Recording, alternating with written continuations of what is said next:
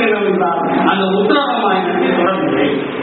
கம்பன் பரிபக்குவ இடைநிலை அடைந்த பிறகு முன்னோட்டம் பின்னோட்டம் இறக்கு என்பது அதோடு நிறுத்திக் கொள்கிறார். கம்பனுடைய நடையழகு கலையழகு அவருடைய கவியழகு மிக அந்த கம்பராமாயணத்திலே உத்தரகாண்டத்தோடு நிறைவேறுகிறது ராம பட்டாபிஷேகத்தோடைய அந்த அதே பின்பற்றி நமது வாசந்தி அவர்கள் அந்த 6 காண்டத்தை மட்டும் எடுத்துக்கொண்டு ஒரு காண்டத்திற்கு 18 கவிதைகள்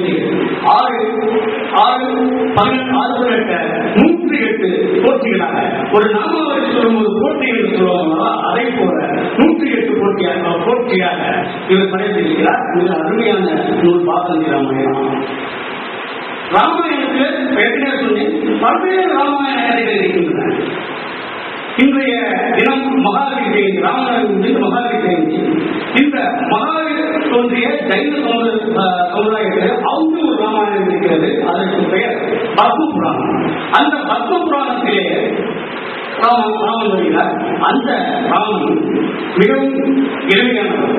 ஆனால் இங்கு ராமனுக்கு அடிப்படை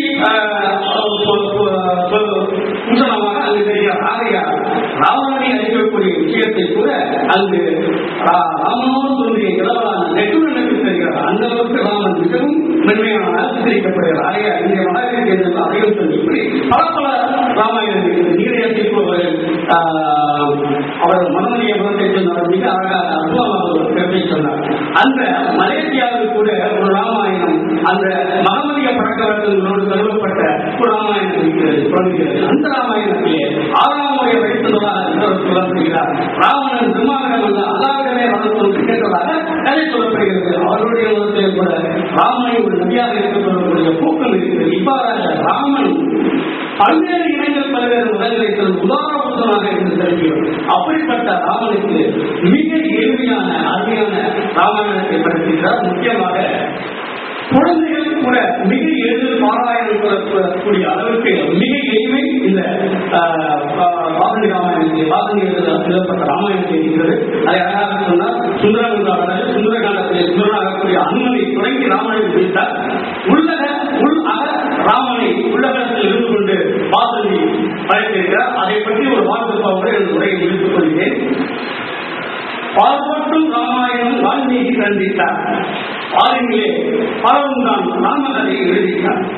பால்பட்டும் ராமாயணம் வால்மீகி கண்டித்தார். அதை பின்பற்றி பாருங்களே பலரும் தான் ராமகதை எழுதித்தார். வால்மீகியும் ராமாயண பெருமையினை கண்டித்தார். மேலும் ஒன்று என வாசந்தி படைத்திருந்தார். வால்மீகியும் ராமாயண பெருமையினை கண்டித்தார். மேலும் ஒன்று என வாசந்தி படைத்திருந்தார். பாலிலே தீவிரம் ஈஸ்வாம் வாசந்தி பாலிலே இனிப்பதை நீட்டித்தார் வாசந்தி. பாலிலே செய்திடும் இனிப்பாம் வாசந்தி பாலிலே இனிப்பு அதை நீட்டித்தார் வாசந்தி. பாவிகள் உயவே ராமாயணம் வாசந்தி பால் போல பொருந்தித்தார் பண்பாக வாசந்தி. பாவிகள் உயவே ராமாயணம் வாசந்தி பால் போல பொருந்தித்தார் பண்பாக வாசந்தி. 108 பாக்களில் ராமாயணம் முழுவதும் சாற்றிடல் எளிதாமோ சாதித்து காட்டினார். 108 பாக்களில் ராமாயணம் முழுவதும் சாற்றிடுதல் எளிதாமோ சாதித்து காட்டினார். போற்றிட்டேன் புகழ்ந்திட்டேன் மென்மேலும் புரிவன கருத்து மேலும் தான் படைத்தீரே சிறப்பாக.